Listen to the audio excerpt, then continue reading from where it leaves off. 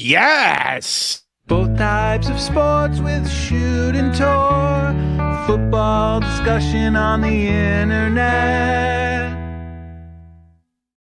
And you love it. It is both types of sports right now with just Schoode. Tor will be here in just a couple of few. Thank you so much for being here. If you're watching live on the YouTube feed, if you are watching on YouTube or Facebook on X, I want to remind you that we podcast this some of a bitch. Just go over to iTunes or Spotify. If you're watching, you can look at the bottom. Those are the links. There be the links. There she blows. Subscribe, Spotify, iTunes, wherever you get your pods, and leave us a nice review. You know, even if you don't want to put any cash on the barrelhead, whatevs. I can't coerce you into giving me your money. What I can do is ask you to fucking hit like on this goddamn video and leave us a 5-star review if you enjoy us talking some sports like rubes in boobs. Everything you see today. Ryan O'Halloran will join us later from the Buffalo News. Of course, the Buffalo Bills advancing in the tournament, triumphing over the Baltimore Ravens. Very, very excited. Very, very excited that the Bills prevailed and will be pulling hard for them against Zesty Pat and his fucking merry band of referee chum. Oof, do I want to get to some of that shit today. But before he comes on and joins me, before Tor joins me, I want to remind you that everything you see here today is presented by Dream Stay Getaways. God damn, it's cold. It's icy. I almost slipped and fell and busted my ass on the way into my studio today. I got a studio. That's not a humble brag. That's just what we call a brag. I'd like to get out. I might just go to dreamstaygetaways.us, go to Universal Studio. I don't want to give Disney my money. They can go, one of these. But, I'd like to ride that Velocicoaster. Why not book directly through Dreamstay Getaways? They got amazing houses, movie theaters in them, games, pool tables, all the fun stuff. Go check out the pictures on the website. They're on Instagram too. Just go at Dreamstay Getaways on there, or go to the website. They're beautiful. The homes are on resorts. They're within striking distance of all the parks. Check it out. And they are presenting sponsor. You can whack out all those Airbnb, Verbo fees, and all of that shit. Also, before we get into the meat of the program, always want to remind you, turn on accept gifted memberships. If you're watching live, there is a link pinned to the top of the chat. It's also in the description. You can make sure that you get your free membership if somebody comes cruising here. A lot of times they're just hanging around. We get so many people bombing us with gifted memberships. We're blessed that way that you can probably just turn it on right now and you'll get one. And then you get the whole back catalog of solid dudes, all the fun shit that we do. Started watching The Shield. Holy shit, Dukes knows is great shows. Yeah, The Shield's a good television show. I am the only one that's ever said that, Jake, so I'll take full credit for it if that's the way you want to view it. Where do we begin today? Now it's time for the NFL on X on both types of sports. So you didn't know you were dealing with a real high-end, high-production value, high-budget show, but you are. This type of cats we are. You come stalking around here, you're going to get, holy shit, is this the NFL Network? Am I watching Fox Sports 1? Is Joy Taylor blowing dudes, allegedly? Now it's time for the NFL on X on both types of sports.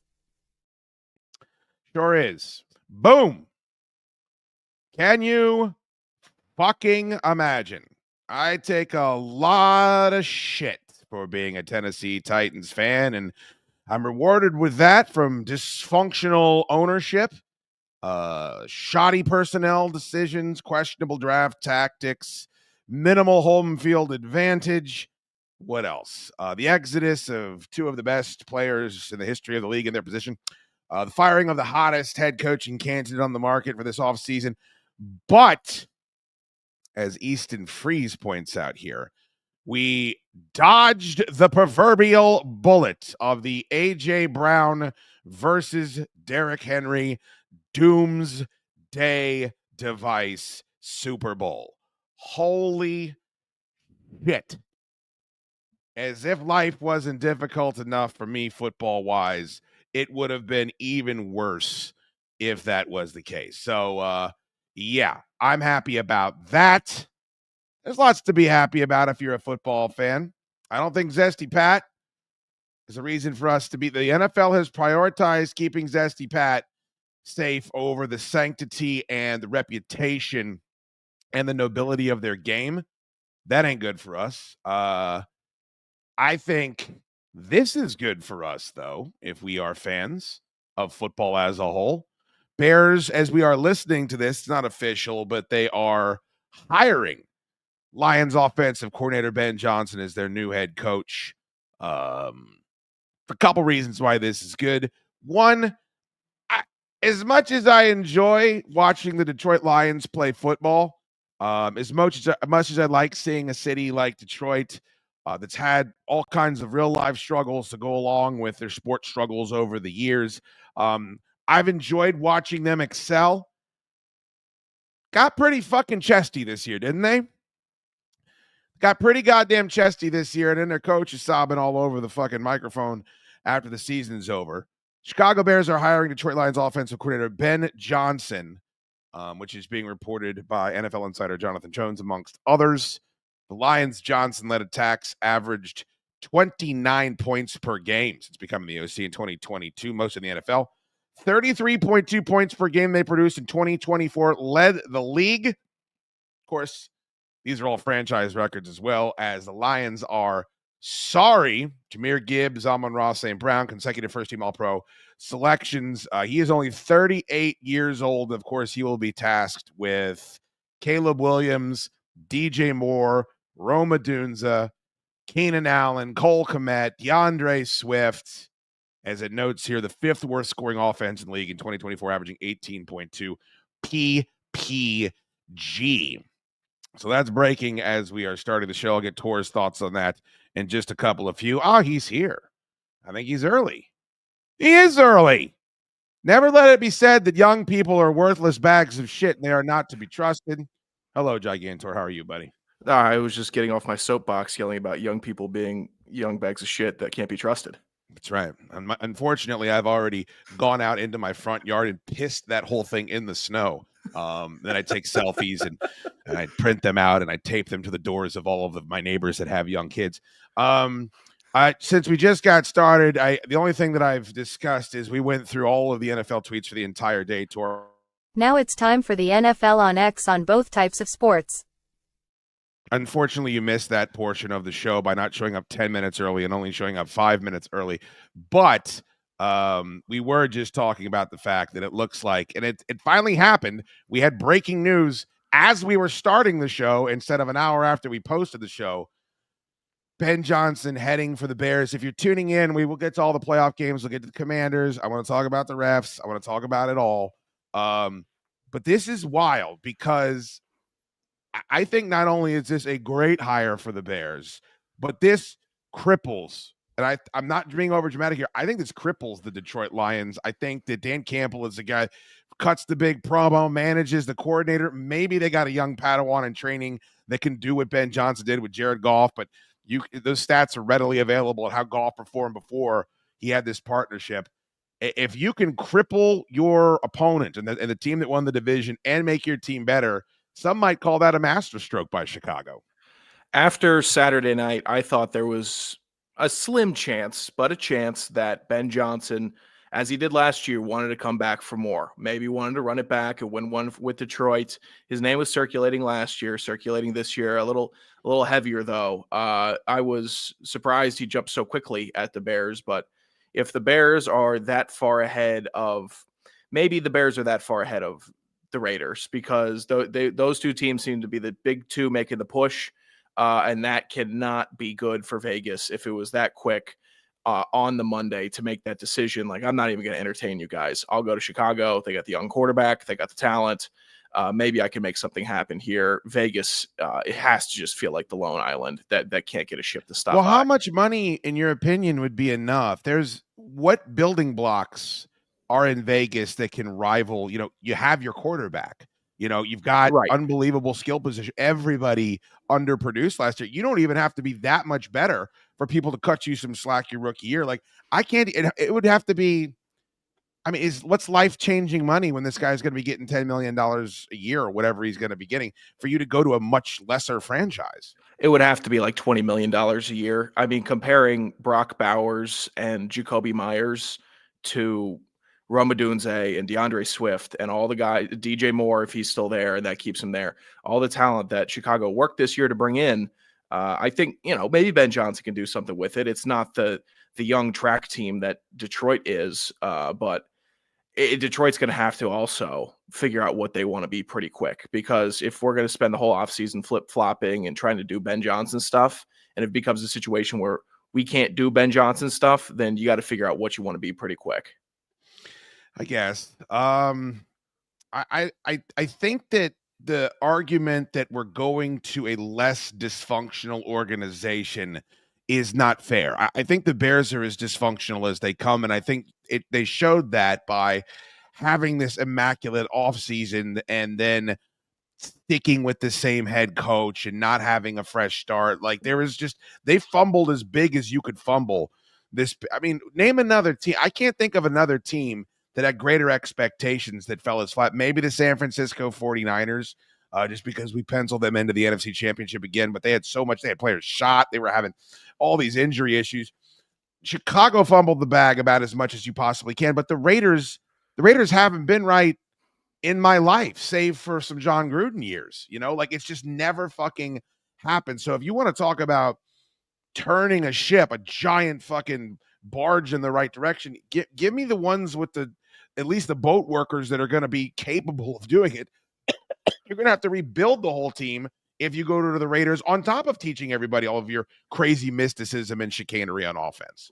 I think the Bears got shafted by Minnesota being good this year, and good for the regular season is what I'll put it. And they ran into a good team, a better team in the playoffs. But if Minnesota was like a 6-win, 7-win team like we were expecting, then I think the Bears would have cut a little slack.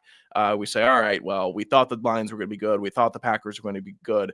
But the Vikings being as good as they were really made it look like Chicago was the black sheep in the division, and I think they have more potential than just being a perennial number 4 team in a good division that they have in the NFC North. So I think it is an improvement. Any hire is an improvement as long as the coach had not previously been there and the head coach had not previously been there and had a failing regime 4 years prior. It's really good what Chicago's doing, and other teams are obviously not learning from that process. I don't know how to feel about the Lions tour. And maybe we should start there if we're going to start the playoffs.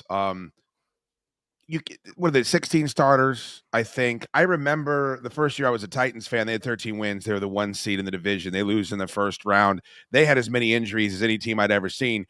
Mike Vrabel got them to a 1 seed. Nobody cut them 1 ounce of slack. I'm seeing a lot of slack get cut for the Lions, and I wanted to play this. Everybody has seen it, but just because I want to refer to it directly, I want to give context. This, of course, is Weepy Dan Campbell. After the big loss, Commanders went in and whipped that ass. It just hurts to lose, man.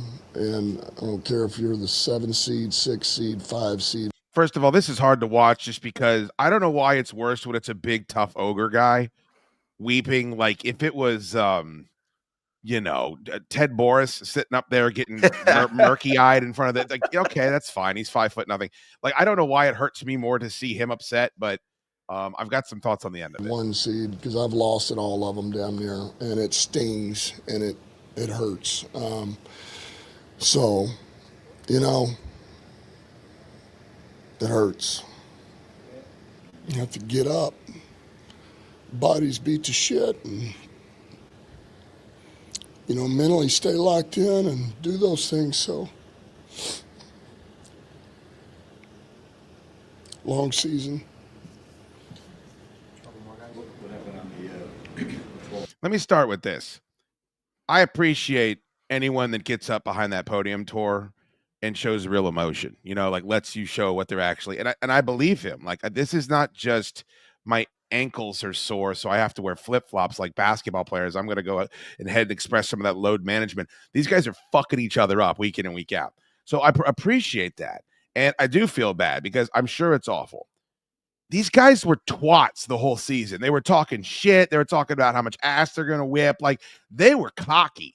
So be be cocky, like be consistent. I mean, we're a couple of weeks removed from him. We're bringing everything we got to San Francisco, brother, and we're going to beat that ass, and I'm going to drop that leg, and we're going to pit him in the middle of the ring. 1, 2, 3. I like Dan Campbell, and I like the emotion, and I like the honesty. But it seems to me to be very inconsistent with the personality that the Lions have kind of put out there all season long. I know it hurts. It has to hurt, and it has to feel like I think Dan Campbell and the Lions gave it like 110% this entire year. I'll give them that. There was not a week where I thought they were mailing it in. There wasn't a time where I thought they weren't fully committed to their bit and their culture and all that. And when that's gone, that's going to sting. But if you want this train to keep rolling and you think your OC's going, you got to go up there. You could be emotional, but you got to be quick to turn around and say, hey, it was a great year. We are super excited for what we have in the building. We hope that this is just a speed bump to the eventual destination next year. You can coach speak it with some positivity and get people to stay committed in the building. But this is like, you literally just don't have any air in your body left after you got sucker punched. And you're sitting there, okay, now are we rebuilding completely? What is it? I needed him to give me a little more positive direction instead of, oh my God, the world is crumbling. Diz D'Amico Ryans. He came out when we're blessed. I mean, he talked about the refs. I have the clip. But like, I think you can show that emotion. If it was up to me, I'd say, Coach, show that emotion when you're back there with the men. When you're back there with that brotherhood that you're a part of. Like, I'm with you. You got to go out and be the alpha in front of all the microphones, and don't show any weakness, because it doesn't do you any good. And we don't live in an era anymore where it's like men need to show their emotions, men need to feel calm. We're past that. We're too emotional at this point, and this is a different way to make a living. This isn't filing TPS reports. You got to be a savage to go out there and play the way these guys do, and Dan Campbell needs to be a savage. And I know Spider Clam said in the chat, I never saw Madden cry. I know that's kind of an old trope, but it's like, yeah, I never saw Tom Landry cry. I never saw Joe Gibbs cry. And it's like, well, I commend him for being honest and forthright at the microphone, because that could be tough to do in those guys' capacity. I don't think it serves his team very good moving forward. Like you said, they have all these questions. They could lose both coordinators this offseason. Everybody knows they're going to be questioned. Go out there, stick your fucking giant chin across the entire press conference floor and say, we got beat by a better team. We're going to be back next year. We're going to see these guys again. We're going to kick their ass. The same energy you had when you went up to the Minnesota head coach, Kevin O'Connell, and said, I'll see you in a couple weeks. Shit, yeah, you will. In Turks and Caicos, motherfucker. Yeah, hopefully, hopefully we see them next year. Excited for it. We love what we got going on. It's tough. It's like watching Lebowski. He's Lebowski to me. And watching that guy, deep voice, when it doesn't seem to break him, and he's just a total passion guy. When that levee breaks, it's gonna resonate. But I saw coaches cry. I was like, are you kidding me? And then, but if they went out and talked to the media, they're not going, staunch. We had a former military guy as our head coach in college. And, if he was pissed or emotional after the game, so be it. But whenever he went to talk to our 3 reporters, he was pretty buttoned up and never really let it show how he was actually feeling, which I appreciated. And I would too if that was my leader, because like, if you're a kid and you're crying, it's like, okay, you got to mature. You got to, this is supposed to be the patriarch. This is supposed to be the guy that teaches you how to do it. Yeah, go out there and put on the brave face. It's true in wartime. And this is simulated war, right? Not the same thing at all, but we take all of our cues from battle for this sport. I think it's why so many people are drawn to it. Well, then let's take that cue as well. Do you think it had something to do? And I was thinking about this. There had to be a lot of ego built up toward tape to tape. They were the best team in the NFC, arguably the best team in football. And they got beat the fuck down in the second half of that game, to the extent where they couldn't stop their opponent. And when they tried to get cute, if they just would have kept scoring, I said this on my show today, I think if they had, when Ben Johnson called whatever that fucking, I forgot, which wide receiver was it that threw the pass that got picked off? Jamison Williams. Okay. You're scoring at will. Just keep scoring, and maybe your defense dumb lucks itself into a fumble, a strip sack, they bat a ball up in the air, whatever it is. Like, I don't think the Lions are used to just being like, there is nothing we can do to stop these dudes.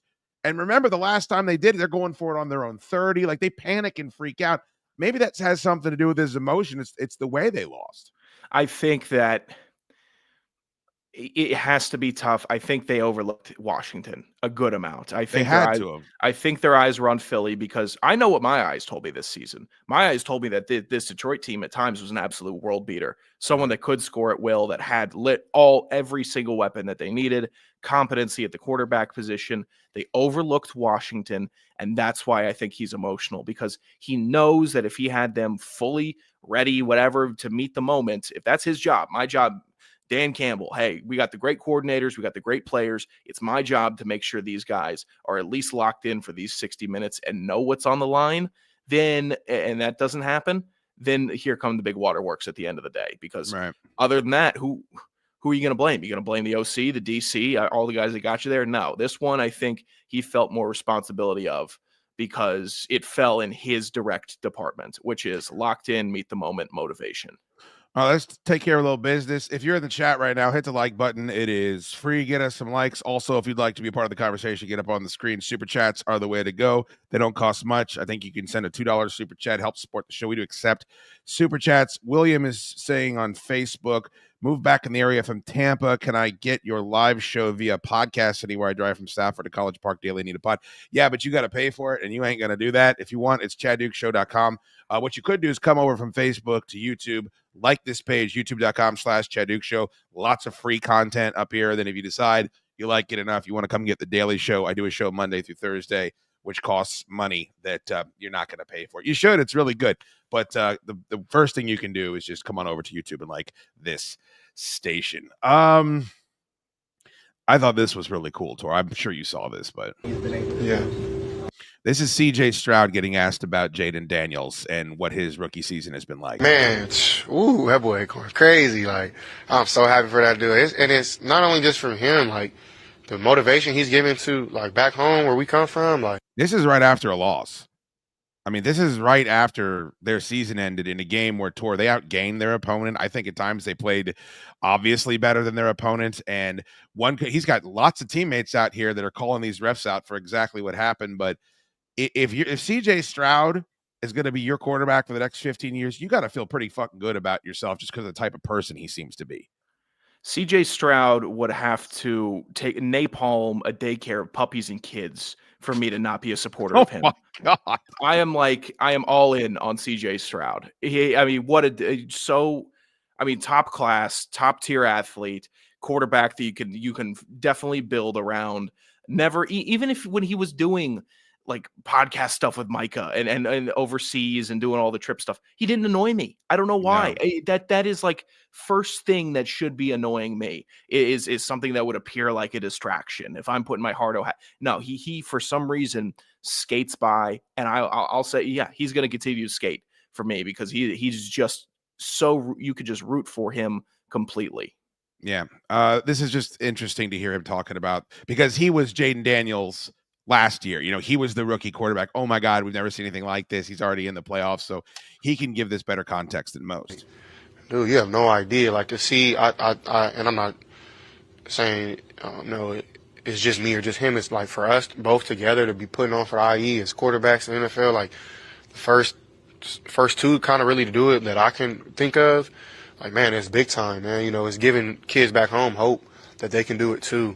And and the main. Everything's positive. There's nothing victim-like about anything that he says. Everything's about his religion and about his team and about being a positive impact in his community by excelling at what he's doing. And I don't think he's bullshitting for a moment here, Tor, and trying to like virtue signal that he's happy for Jaden Daniels. I mean, he genuinely seems like he's thrilled with the Jaden has basically surpassed him as far as a rookie season performance.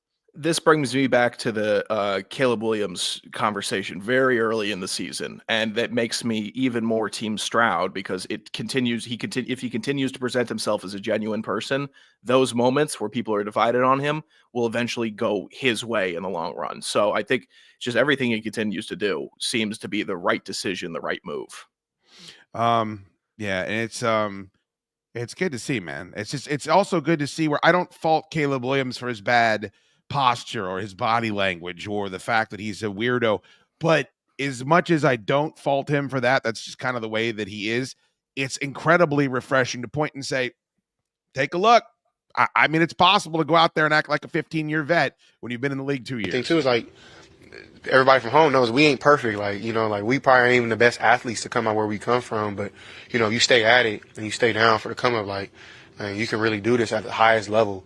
And so, man, I'm super proud of him. Like, man, he had, in my opinion, like he's had the best rookie year of all time. And, that's what records are meant. They're meant to break. And he's broken, a lot of things. I would say as a person, like he ain't had it easy, like just his background, losing his grandparents and, in the city he's from, San Bernardino is not an easy place to be brought up in, so for him to beat the odds, man, to do what he's doing, man, I'm so happy and proud of that dude. We talk, a lot and, I'm just very, very, very, very, very happy for him and very proud of him.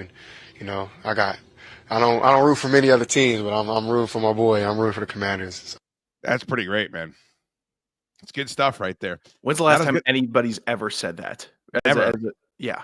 Well, I guess who was the dude? Who was the homeboy from? Was it Malik Neighbors that was rooting on Washington at the fucking? Oh no, I guess we're okay because it's the AFC as opposed to the NFC in the same division. John Rage, thank you so much for the 10 Chad Duke Show gifted memberships. Make sure you have accept gifted memberships turned on. Click the link at the top of the chat or in the description. Toggle that bad boy on. John Rage, incredibly generous. Thank you, buddy. Really appreciate you being here today and always for the support. Thank you very much. All right. So Ryan's going to join us in a couple of few. We can talk about Buffalo beating the Ravens. Tor, I tweeted this out, got some run for it. Some people got pissed off because I guess they think I can't watch football and still comment on the local team. But I've been watching longer than you. My whole life, 45 years. This is my 46th year watching football. I've never fucking come close to seeing a rookie quarterback doing what Jaden Daniels does. And I'm going to take it a step further. I don't know that I've seen a pro quarterback do what Jaden Daniels does. And we've talked about this. It's not just his awareness when guys are breathing down his neck. When he's on the run in the open field, he's able to contort his body in ways that I haven't seen Lamar Jackson, Mike Vick, any of these other amazing mobile quarterbacks do. His patience, his ability to find the open receivers. He can find Zach Ertz is 100 years old. He finds him the way that Pat Mahomes finds Travis Kelce, who, no disrespect to Zach Ertz. Zach Ertz is probably 100 times a tight end at this point than Zach Ertz is. He's doing more with less. He's doing it immediately. The game is completely slowed down for him. And now he's doing it in the postseason. He's not going to play in a more hostile environment, Tor, the remainder of the tournament than he did on Sunday.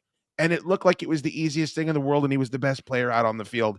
It isn't just the best rookie season that we've ever seen. I think this is one of the greatest quarterbacking seasons that we've ever seen from anybody.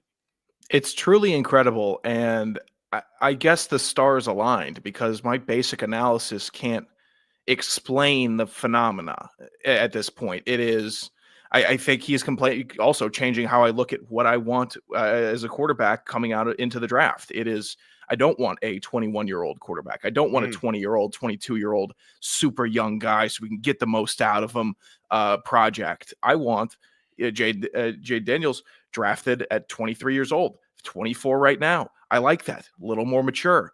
These pro athletes, I think his frontal cortex has developed a little more. Like I'm having to start thinking about this. Rookie quarterback. How many vets can I get on a vet minimum in my building to help mature him and show him the ropes? How many Bobby Wagners can I get? And Austin Eckler, Zach Ertz, Jamison Crowder, why not? Dudes that have been around the league, that have a process, have a routine, that can show the young guy exactly what he needs to do. That has to attribute to it also. Yeah. Because we see it all the time. We want a young core, young group, young this. I don't know if that's what works. I can't. It's great. You have the speed. You might have a couple more inches of jumping ability, but when you have to really buckle down, who are you going to? You're going to look to the 22-year-old outside linebacker, or would you rather look at 35-year-old middle linebacker that's seen it all? And I think that translates to the quarterback position also. I think that they have absolutely aligned every star to make it work for him. And he has that same Joe Burrow gene where nothing phases him. And it's the exact type of mental state I want a quarterback to be continuously in. Just being water. It's insane. I would agree, but Joe Burrow is an asshole, and Jaden Daniels That's true. isn't. Yeah, And I not that matters. Like sometimes it's better if you have the heel on your team. But Tori, he's so goddamn positive, and he's quiet, and he's likable, and when he loses, he handles it really well. When he wins, he handles it even better. He's always, it's everything about. It's just like he's like he's a cartoon kid. Like if someone wrote a movie about Jane Daniels' season, you'd be like, nah, man, like this is too good. Like you're not gonna, no one's gonna buy this character. Like you need to put some mud on him, and that's why it's so wild to see. And that's why I forgot who I had on the show, where I was talking to them about the fact that I don't know if Cliff Kingsbury is an amazing offensive coordinator. I think he's good. I don't know if Dan Quinn is a superstar Dan Campbell 2.0. I think Jaden is so goddamn good and so unique that it's going to be difficult to assess how good everybody else is because he raises the tides. And I also think I hear what you're saying. I don't know that you can replicate it. Like, I don't know. It's like, well, we'll go out in the 6th round. We'll find our own Tom Brady. No, you ain't. You're not going to be able to go out. There isn't a Jaden Daniels in this draft. There wasn't in the year before or the year before that. Like, I don't want to get too swept away with myself, but I just remember watching Griffin and knowing this guy's going to get fucked up, and he was doing all that weird shit with his dad. And I hate to keep comparing it, but locally it's what you can do.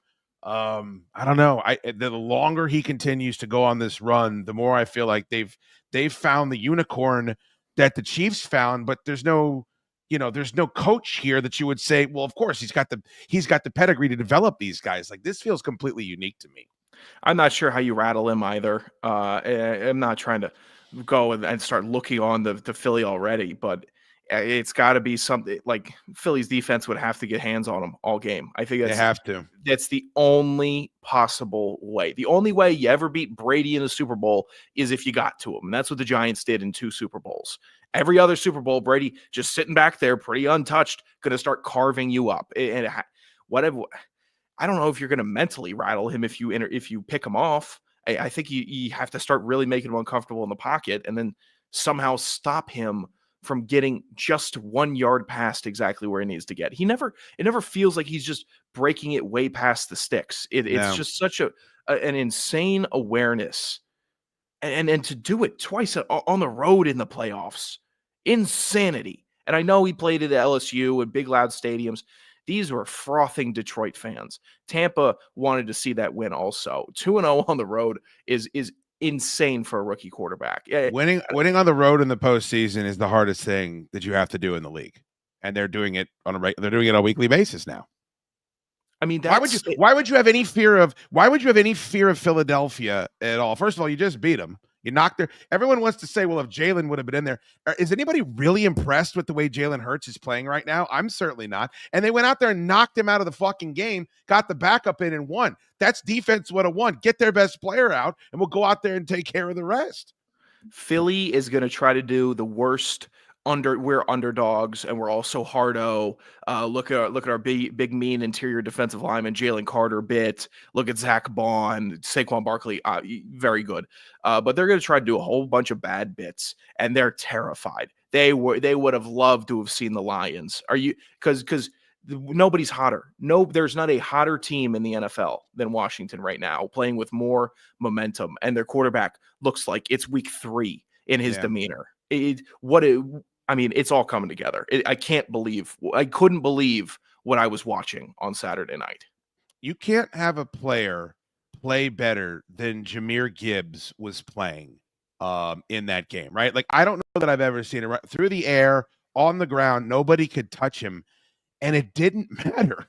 It didn't matter because they couldn't get close. They couldn't get to within striking distance of the Commanders because they had. And look, man, I know they have injuries, and teams get injuries. These are pros lining up against other pros. It's like shit happens in football. The ball bounces weird way. And they didn't. They went out there, and the Commanders executed flawlessly on offense. And what did I say? I said it last week. If the Commanders are going to win, they're going to have to go 40+. And what did they do? You hang 45 points on the home team in the divisional round. Here's your ticket. It's been punched. We'll see you in the championship round. There's no chance. They didn't even give the Lions a chance to go out there and contend with them with the way they were executing offensively. The Lions didn't even get a sack. All I've ever seen. He never gets sacked. I mean, he has so many statistical fucking anomalies so far this season. That's one of them. I'm getting like half crushed right now because I wore my Chris Cooley jersey out Saturday night, and my like it got huge pops. I mean, every 10 minutes, Cooley's the man. I'm like, fuck yeah, he's the man. Cooley rules. But you know, why are you supporting Washington? I thought you're a big Falcons fan. I am, but I've watched every week. Fuck them. I watched this. I've watched the Skins my entire life. All I've seen is bad quarterbacks standing in the pocket and getting murdered in the worst moments. All game he's barely touched. No sacks. Offense flying. I'm happy for him. I couldn't be happier for the hometown who cares? team. Get swept up. I'm not even swept up. Like this is the same thing I used to do when I was a fan, and I would shit on him and I would take crap for that. It's like, no, you got to call it out for what it is. And we haven't seen a season like this. Now, the durability thing, it is very difficult for me to get away from that. I think that's going to continue to be a question mark as far as his build makes me feel that toward the amount of contact. But I remember John Harbaugh when they drafted Lamar Jackson. He did some sort of interview and he goes, Lamar Jackson isn't going to come in and run my offense. I'm building my offense around Lamar Jackson. And I remember saying, that's stupid. He's going to get hurt. That's too much running. He should come in and learn your offense. That's why he's a quarterback. And now I'm like, fuck it. How many years are we in with Lamar Jackson and they steady punch their ticket to the fucking divisional round every year? Now, I don't know what happens to them when they get there, but you know, the first part is the relevancy. Build your offense around him and let the chips roll where they may. And if chips fall where they may, roll where they may. And if he gets hurt, he gets hurt. Players get hurt, but I'm less worried about that than I was at the beginning of the season.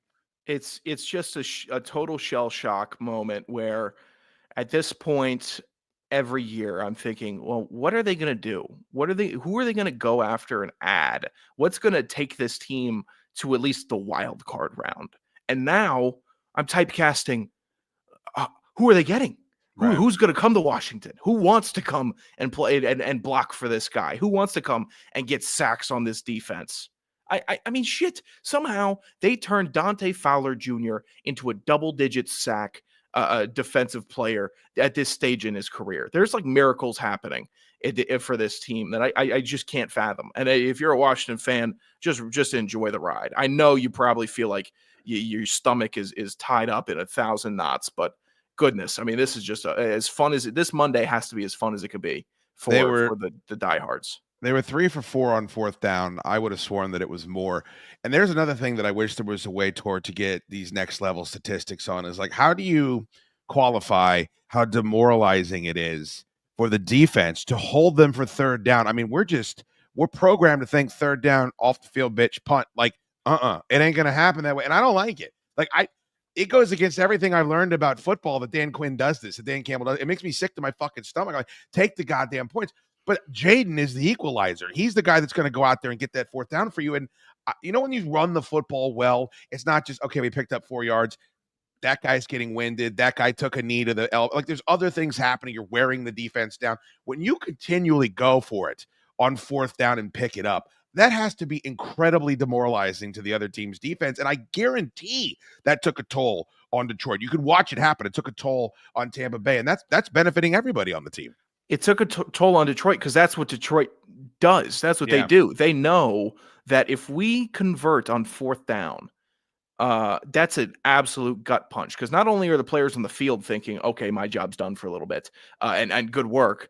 Oh, now I have to stay on the field. Oh, shit. You know, I'm in trouble now. You're backpedaling. You put the defense in a very disadvantageous position mentally. You get one on fourth down. And then offensively, I mean, they've done it multiple times this year. It's been fourth down, goal, red zone. I'm like, oh, please just kick the field goal. I don't care who the kicker is. Just kick the field goal. Score a touchdown on fourth down. What? I mean, that is just an absolute momentum shifter. And they're playing with it. They're absolutely doing what the Lions do, which is commanding the game, changing the tempo of the game. If we can't do it at 4 yards at a cloud of dust or through an air raid, then we are going to find a way to suck the momentum out of your building. And it's going forward on fourth down, depleting your mental toughness. And I think that really is what it does. Could be. Before Ryan joins us, Tor, I wanted to address this. And again, I don't want to sound like some hardo here. I don't want to be some Skip Bayless that gets on here and shits on Dan Campbell for crying and gets on and fucking pisses all over Mark Andrews for, what happened to him. But I saw this. I don't know who John Solomon is. I'm sure I should. As Mark Andrews becomes a meme and gets mocked for the worst day of his football life, let's remember that he helped save a woman's life. Perspective is hard after a brutal loss, but there's more to life than football. Get fucked. It's the day after his mistakes. I know it's the culmination of multiple plays. His teammates came out. Lamar came out, defended him with passion, with vulgarity. He had his own interceptions. He had his own turnovers. You're going to get roasted. You're going to get cooked the day after you drop the tying 2-point conversion as it was. And I already hear like the revisionist history. Why didn't they just hand it off to Derrick Henry? Why didn't they? He had the ball. His job is to catch passes. He had the ball in his hands, and it could have atoned for his earlier turnover that put them in that spot anyway. I'm not saying dox the guy, attack his family, whatever. But Ravens fans and people that cover the sport absolutely are well within their rights to cook this motherfucker, because that's what comes on the other side of the fame and the commercials and the endorsements and all of the fun stuff as well. He saved the woman's life. What does that have to do with anything other than the emotional pornography that we just peddle pervasively in this country? Now, if 2 weeks from now, people are still sending flaming bags of dog shit to his front door, they're assholes. They deserve to be mocked and humiliated as well. But everybody is within their rights to criticize that performance, especially when you can directly attribute it to them not having a chance to move on to the AFC Championship game. It's not the time, John Solomon. You have to let it. People are going to be upset. It is a massive, massive play, and everybody that is saying, everyone would say, "Yeah, I feel awful for him." Everyone would. I feel bad. Angry. Who doesn't? The flip side of that anger coin that you're seeing, you could just ask anybody. They say, "Yeah, I feel awful for him." So there is a little bit of common sense and rationality when people are expressing this, but also it just happened. You're right. If this was down the line and people are taking it too far, okay, they're taking it too far. That's what sports fans, they do. They get carried away. They do awful bits. But right now, the rational reaction is he blew it, and it sucks that he blew it, and you could feel bad that he blew it, but most people are going to understand that, and also understand that he probably feels bad about it. So let them vent. Let them vent about the big football player costing them the AFC Championship game. He saved a woman's life. Right. Well, a lot of these guys do a lot of things. And that's great. And that's a tribute to, but you get all the money to make the plays like this. The reason why you get all of these benefits is because the rest of us can't do it. I could go out there and bobble a fucking pass on the goal line and kick it off my knee. I mean, that's you don't need to white knight for anyone the day after. If you want to white knight for somebody, do it in the weeks to months to come if he is continuing to get harassed by these monsters. Here, Tor, vamp for me for a second. I got to send the invite. Apparently I did not send the invite to fucking O'Halloran, so he's... Yeah, also, we wouldn't know... You just proved the point. If you wouldn't even recognize Mark Andrews as somebody that saved a woman's life had he not had the skill to be able to catch balls in the first place. Yeah, we wouldn't know who he was. there's go ahead. Go to your fire station and ask somebody whose life they just saved and put a tweet out about them then. If that's the message you want to start spreading about positivity. But the only reason you know that he saved the life is because before he did that, he was catching footballs. And that is the direct correlation of why you feel like you need to stand up for him. But now he dropped the football and you're in the shit. What's your schedule like today? Do you got time after Ryan's off, or do you have to beat Cheeks? Oh, I got some time. All right, I just don't know if we'll get to. I want to spend some time on what Zesty Pat did during that game. I was seething on the sideline watching my TV when he slowed down and pushed his butt out and then got hit and then flopped. I'm like, you motherfucker. I just don't even know. And the leg is, I don't forgot who said it. I don't think it was Aikman, and good for Aikman for cooking that motherfucker. But Aikman's been great. He's been awesome. And I don't know who said it, but it might have been Portnoy. Something about your legacy is secured. Don't taint it with horse shit like this. And I felt the same. Like, you are turning off so many football fans. You have been gimmicking the system for years at this point, and we all just kind of have to put up with it. Just like we have to put up with the basketball player and the pop singer being in every fucking third shot. It comes along, this horrible baggage that comes along with the burden of being a football fan that can't turn off the TV. Don't sit there and rub it in our face. Don't you start flopping like these soccer players and these basketball players. You get 30 million people watching your game because you don't do that shit. It's disgusting, and I actually don't even. I think it's the big man in the Hawaiian shirt eating the cheeseburger that is to blame. I think he is a rules studier and expert, and he knows that he can get an extra 15 if he tells his quarterback, "Hey, throw that thing out there." I think Reed knows the playbook better than everybody and knows that he can get chunk yards. It has to be from the top. Then you say, Coach, I'm the greatest quarterback to ever play. I'm not doing it. I'm not going out there and flopping. If we can't win by playing football, then we can't win. Have some fucking balls. What's up, Ryan? How are you? You there? Oh, his fucking microphone doesn't work. If I fucking have Ryan on one time without any goddamn malfunctioning equipment, it'll be a miracle. All right, unplug the thing and plug it back in. And then make sure you haven't hit the mute button. I'll give him a chance to comport himself. Is that the right word? Yeah, I'd say so. Calibrate, maybe. Throws me nuts. This is something Ryan put out, which I thought was interesting. Not that Ryan puts out. I wouldn't dare to come in here and say that. But the Ravens, fourth team in playoff history to have no punts but lose. 1983 Cardinals, 2004 Chiefs, and the 2018 Patriots. That is wild and all outside. Yeah, they played a fine game. That first half was awful. That first half, I thought, lost Lamar the MVP conversation because that was it's really a regular season. He's going to win it anyway. It's a regular season award. He was voted first team AP. Those are the guys that get it, right? That's tough. I just didn't. I thought Allen outperformed him, and Allen didn't even have that stellar of a game. He did, but I think the votes are in, aren't they? Ryan, are you speaking now? Nah, he's still not talking to us. Did you unplug it and plug it back in, brother? Is it plugged into your computer? Well, the mic is on. I think it just has to be. It might have to be in StreamYard settings, Ryan. You might have to link it because somehow go to that little cog down at the bottom. Click settings, and then click audio, and then make sure that you have selected the camera and the microphone. I'll let him move and work around. I'll let him figure that out for a second. Oh. Now, I heard the burst of static, though. Tor, can you clean all this up? Yeah, I could clean this up, yes. Any luck, brother? Quick note here. What are you doing? I'm just making a note of when to clean up, yes. Do you want to give him a call? Yeah. You mind? Give him a call. See if you can talk him through it. All right, thank you. Yikes. All right, let's go through the super chats. Wow. Holy shit. I already know how it is playing up here. You can never leave it into the ref's hands, but I mean the whole world see, man, like what it is, bro. But the whole world does see what it is. That's the problem. Is that everyone, you're the media now. Elon Musk told us. We all have phones. We all have cameras. It's not just that we can see the horse shit coming from the zebras. Now it turns into a narrative. Now it trends, and then Rich Eisen has to talk about it.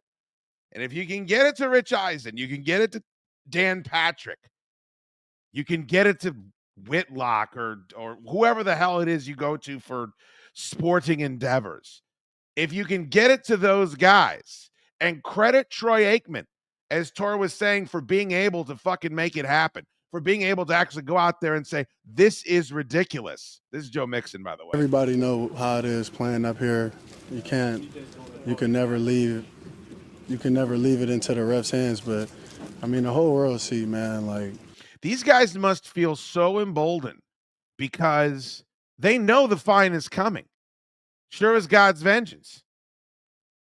There's going to be an envelope in that locker. Come Monday, it'll be all right. I mean, I don't know how much it's going to be for Joe Mixon. But they must be emboldened and enabled because we don't usually hear this. Certainly not from a cacophony. Certainly not from a cacophony of players.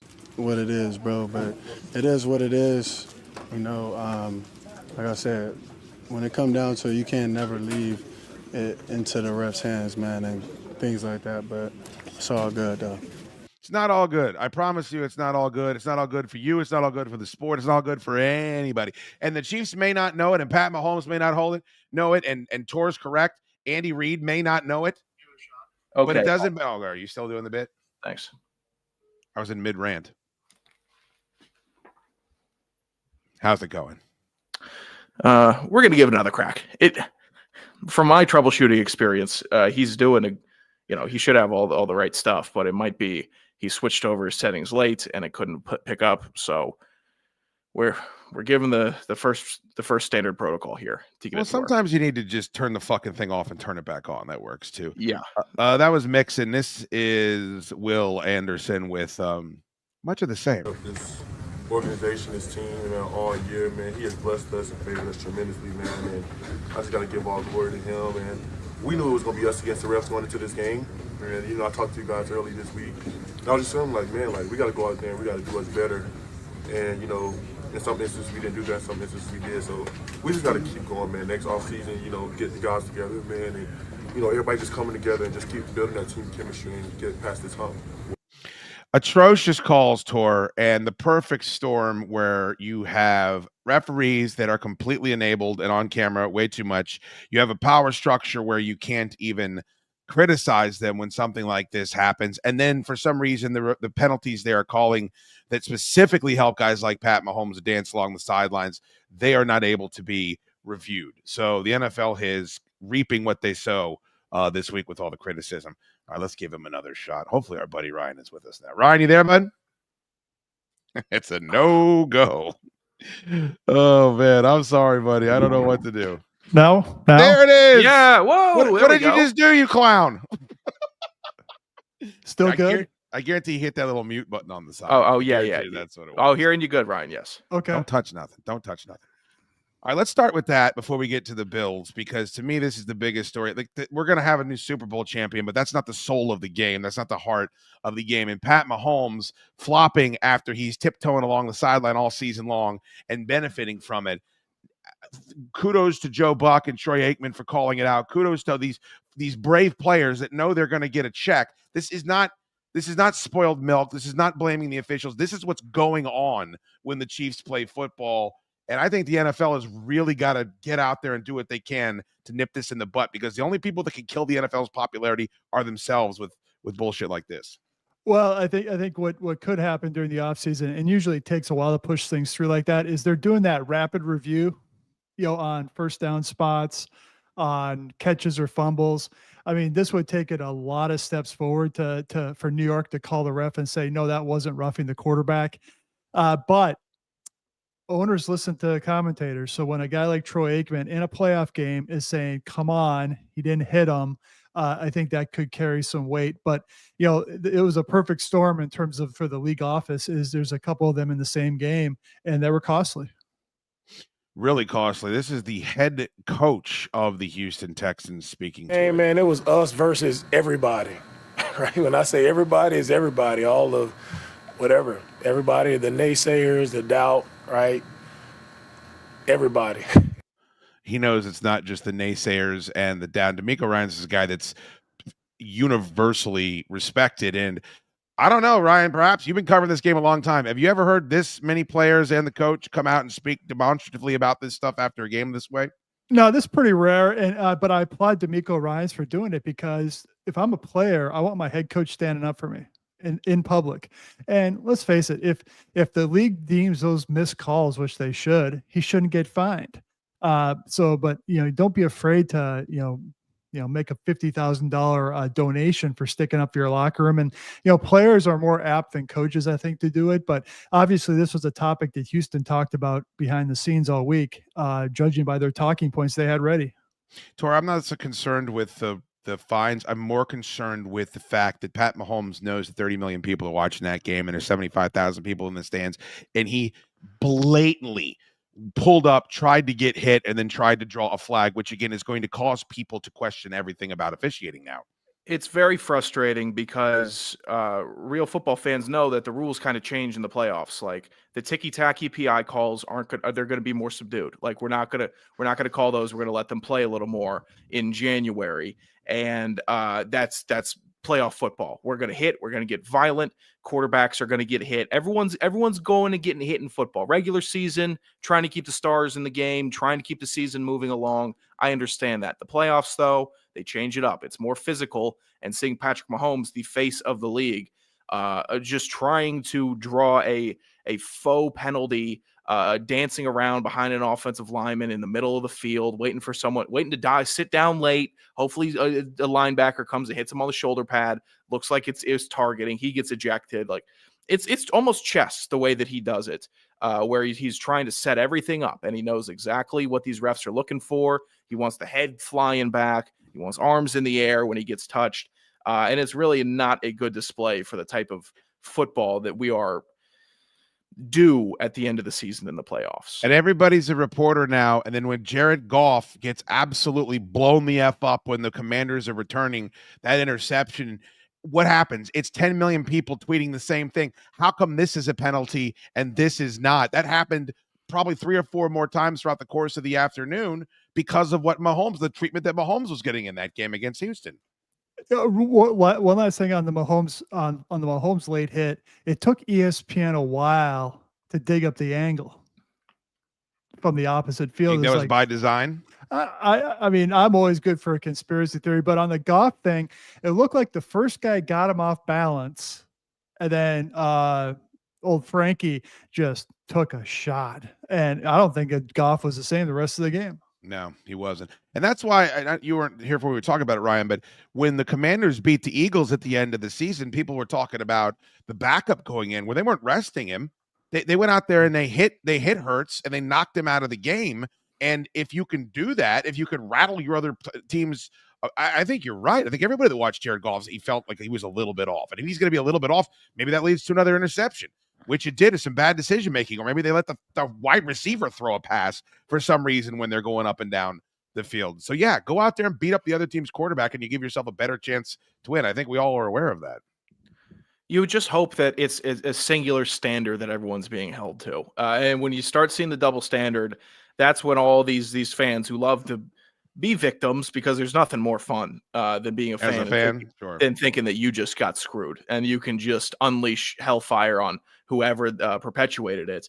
And now it feels like, oh, it's the league. It's Mahomes. They want the three-peat. They want Taylor Swift. They want everything going on. They want Travis Kelce crying and proposing after the Super Bowl win. They're dying for it. So I'm with you. I wish it wasn't true, but the Chiefs' dramatic win over Philly, and it's just got to happen at this point. They should put more annoying ladies in the box for the Chiefs game. That would really make me happy. All right, Ryan, well, let's get to it. The Bills hold steady at home 27-25 over the Ravens. Ravens without Zay Flowers, but if I was going to come out and say Josh Allen's going to throw for under 130 yards, he's not going to score a touchdown through the air.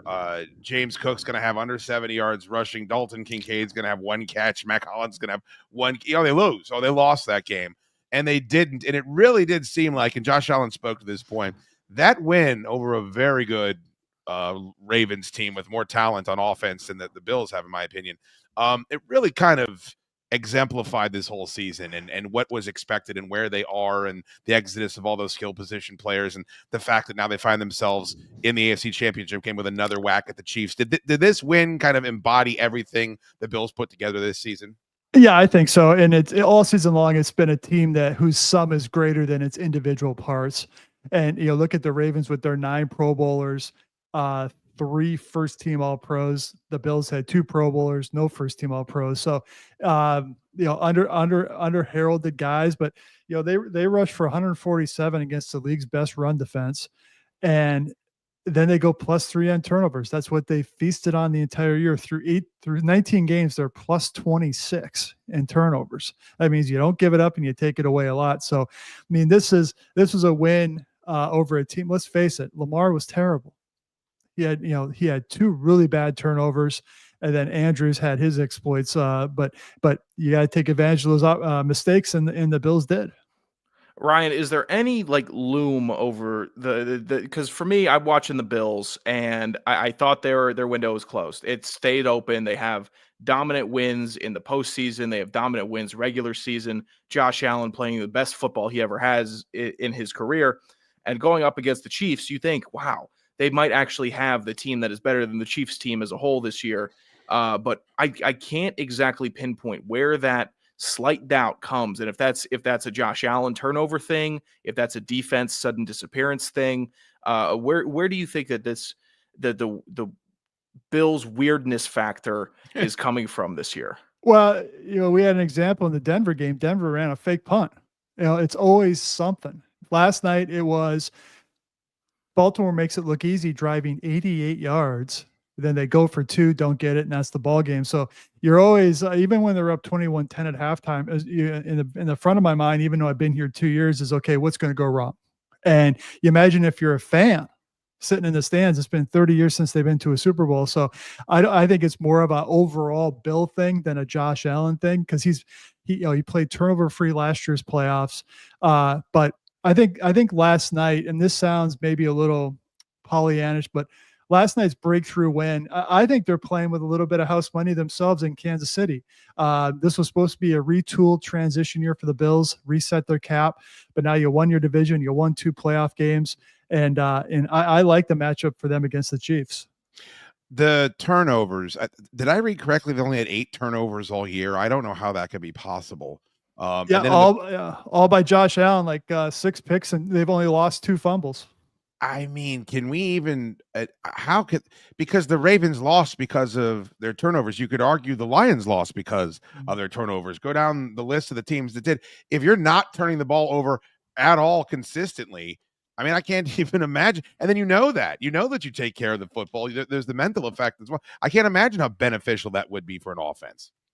I mean, they've outscored opponents this year, off the top of my head, something like 137-27 in points off turnovers.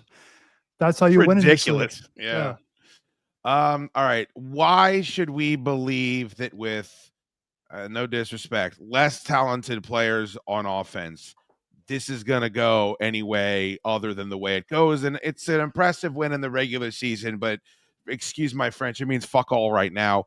Why should we believe that this Bills team, even if they are, as you say, Ryan, playing with house money, are capable of going into Arrowhead against the refs and against Pat Mahomes and Andy Reid and having a different result? I'll give you 2 reasons. One is in the first meeting, yes, it may not mean much. They were able to hit Mahomes a lot. Okay. And to me, if you can get them at 2nd and long, Mahomes isn't a scrambler at this point of his career. He's a slide arounder and buy time that way outside the pocket. So that's the first one. The second one is Josh Allen. I mean, he's got it. He sees that brass ring. I thought the offense last night was but I think they're going to rebound, and I think Allen's going to have a huge game.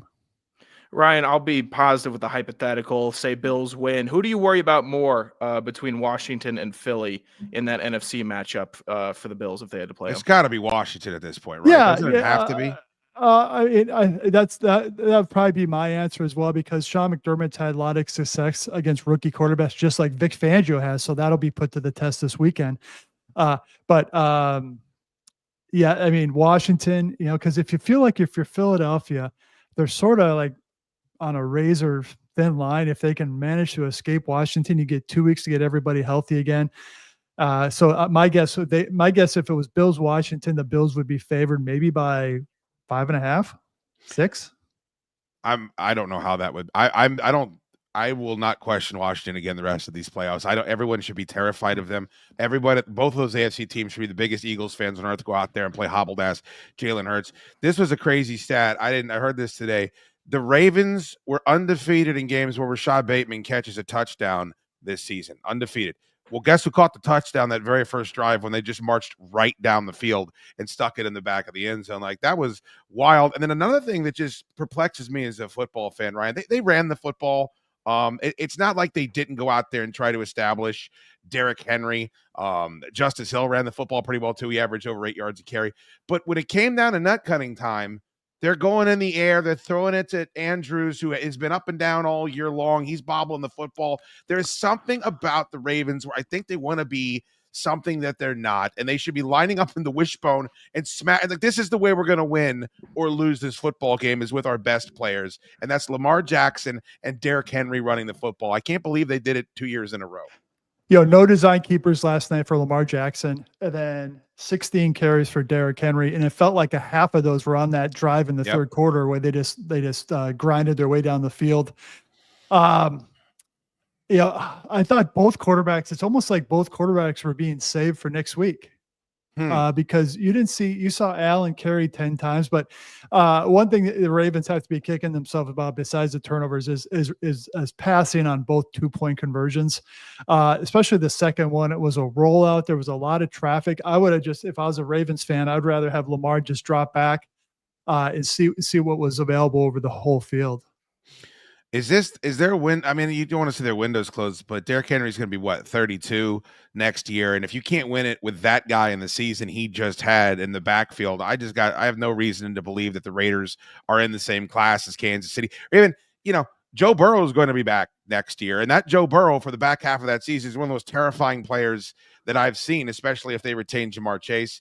I don't know. I don't know what to think about the Ravens. I feel like they're a divisional round team, and that's probably the best they're going to do. I mean, what's Lamar right now? 3-5 in the playoffs. So he'll probably have one MVP for every playoff win. Yeah. Making it to the AFC title game only once so far during this era has got to be a disappointment. I mean, they always have to retool the bottom of the roster because of the cap. But as long as Lamar's healthy, you would think the window's open. But I mean, last night was a bad loss. What do you think of what Tor and I had talked about earlier? What do you think of what the Commanders have been able to do? I mean, going on the road twice with a rookie quarterback, nobody could have predicted this. Yeah, I mean, Joe Flacco and Mark Sanchez, the only two guys to do that as a rookie, win two road games to start. Well, a week ago, Chad, I can no longer say I covered the last Redskins playoff win. So there was 5 or 6 of us texting each other. It was January of 2006. But I am so impressed by Daniels. You'd think he would get the bleep kicked out of him, but he's smart about where he runs. He can survey the field. And it just goes to show you, I think, if you play a lot of college football, that's going to prepare you more than if you're just drafting somebody, Anthony Richardson, he runs fast. That's what you were saying, Tor. I mean, that's the exact point you were making. I think we're seeing it also. Bo Nix has set NCAA records, and he was by far one of the least trait strong guys in the last draft. And then most experienced, though, you're right. And most experienced goes to Denver, who was a DOA organization with an annoying head coach. And then they end up having a pretty good season. I think that might be the new strategy. And I hope it is. And Cam Ward could be that answer this year. He played at 3 colleges, 6-year guy. But this is not the year I want a quarterback in the top 5. Oh, you don't want to take Cam Ward 1 overall after you completely whiffed on Will Levis and Malik Willis, and you don't think that's a match made in heaven with their new GM out there and Brian Callahan? Let's fire the GM, keep the coach, and then Jacksonville's firing the coach and keeping the GM. What an awful, terrible division the South is. Correct. Yeah, piss ants. Last one, Ben Johnson going to the Bears. We know that now. I think that was the second best gig. I still think the Patriots with May and the 4th pick and all that cap space, especially for Vrabel homecoming, that was the best. But kudos to Ben Johnson for moving quickly. I don't care how much the Raiders offered. I'm not going there. Do you like his chances to turn Caleb Williams around? I do. I thought if had Jacksonville fired their general manager, I thought Jacksonville would have been the spot for Johnson because of that division you just talked about, which is just constantly spinning its wheels. But people are going to say, well, why is Ben Johnson staying in the NFC North? Well, he knows what Jared Goff is about. He knows what this Detroit situation's about. I think they're going to take a step back. Minnesota may go with McCarthy. They're going to take a step back. So he probably feels like the Bears can jump into contention with some competent coaching. And he knows, he knows what Jared Goff's going to look like without his services. I bet the Lions take a step back. And you guys don't have questions about Green Bay now and the way they ended the season? I certainly do.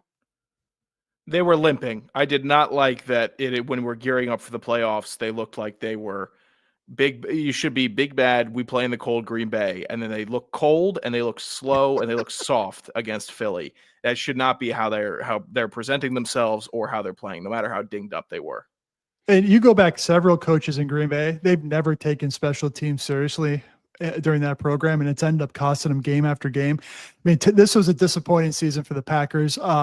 They made the divisional round last year, should have beaten San Francisco. Now you are the 7th seed again. I would have some questions about the Packers. Has any team benefited more from a free agent running back signing than the Philadelphia Eagles signing Saquon Barkley? in recent memory? I would say no, but it's contingent on their head coach not ripping the ball out of his hands with 3 minutes left in the fourth Sure. quarter, to let Jalen Hurts scramble and lose 8 yards. But his impact this year, it should be one that we remember for a while. Like this shouldn't be okay. That was a fun year. If Philly actually can stay on this path, it could be like an actual culture change, team change. This was one of the best moves we've ever made. I mean, this is probably one of the best free agent signings in league history. I mean, this was Reggie White going Philadelphia to Green Bay as the final piece to that puzzle, and they won a Super Bowl and made it to another one. Yeah. Priest Holmes went from Baltimore to Kansas City. I'm trying to think recently, but I don't think they went to. He just played at an MVP caliber level when you don't see that out of running backs all that often anymore. And I mean, him and Derrick Henry and Joe Mixon, you could say regalvanized the running back position. At Josh Jacobs, throw him in there. Like as a whole, like you're gonna have to go out and pay these guys. These guys can be the difference maker on your team, and you can run your offense through the running back again, which I love. I hope it gets respected like that.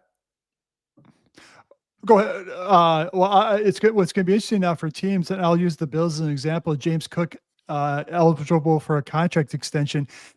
Usually you just let that running back play it out, thank him for his services. Now do you maybe have to give them a little bit of a bridge deal because he's better than anybody else you're going to find. Yeah, especially if you make it to the Super Bowl this year. It's at Ryan O'Halloran on X, and of course the Buffalo News. Glad we got those technical difficulties sorted away, Ryan. Thank you for the insight, buddy. I appreciate you.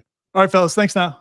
It's our guy. I'm sure he's very busy today writing about the Bills. I laughed that Ben Johnson turned down the Washington job. You shouldn't. One has nothing to do with the other. It worked out for everybody. I see a lot of Commanders fans thumping their chest about that shit, but it's not like he wasn't one of the most coveted offensive minds.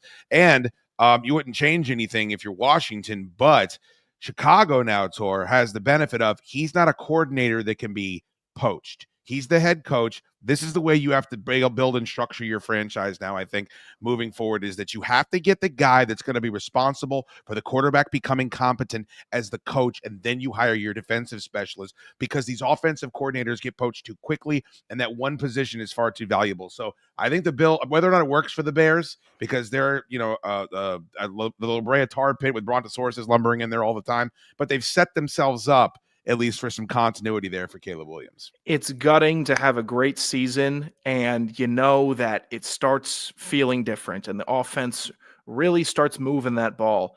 And then one of the guys, probably one of the key pieces, if not the key piece in the offensive coordinator that is doing that, is gone, and you have to hope that somebody else is coming in with either a brand new, fresh scheme or can be a master analyst and be able to figure out how to replicate a similar scheme.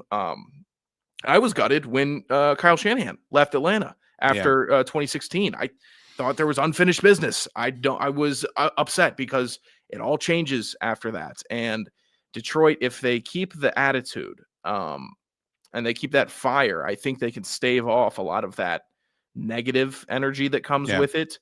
But that has to really come from up top with true belief, because it is always daunting having to learn a new playbook, learn new language. You got you're always going to have new teammates next to you. But if it's all happening at once, it's overstimulating. Guys start getting overwhelmed and then missed assignments in the team. How are we 0-3? Well, because there was so much information overload, you couldn't keep up. I got the Commanders by 6 and the Chiefs by 6. Who you got? Oh, I'd have Commanders by 3. And who's going to pick the Chiefs? Who's going to pick the Eagles, Tor? How could you watch the way those two teams performed this weekend and say, yes, Philadelphia is the better team? I don't care if they're playing at home. I know. It just worries me. It's in division. There's a lot of evil on that from that Eagles Commanders Skins dynamic. I think the Bills get it. I do. I'm going to take that optimistic page. I hope you're right and think that the Bills get by. I don't want to say it was all Diggs. I don't want to say it was all this or all that, but it's a different feeling on the team, and it's a different feeling on the Chiefs also. And if the backlash for all the flopping happened this week against the Texans, who I like but don't really care about, okay. But if that gets corrected before this Bills game because we're shining a light on it now, I think maybe the Bills have a shot. I feel way better about the Texans and the way they ended their season, though. I mean, they went into Kansas City and played well enough to win after really just being, a weeping willow twisting in the breeze the entire season. They should lord over the AFC South for quite some time. Thank you to John Rage for being our only super chatter today. Much appreciate you. Thank you to Ryan O'Halloran for coming on. Of course, Dream State Getaways for sponsoring us. Go sign up for the podcast on Spotify, on iTunes. Leave a 5-star review if you're listening there. Come on over to YouTube and subscribe to @ChadDuke Show. You can like the videos, watch the videos, and watch us when we go live. And of course, if you want to know everything about the show, go to X, and it's @both types sports. For Gigantor, I'm Chad Dukes. I would say more, but I look at the clock and it looks like we've gone long. Hey, what do you got? Both types of sports. Yeah, what's it do? Go long. Real long.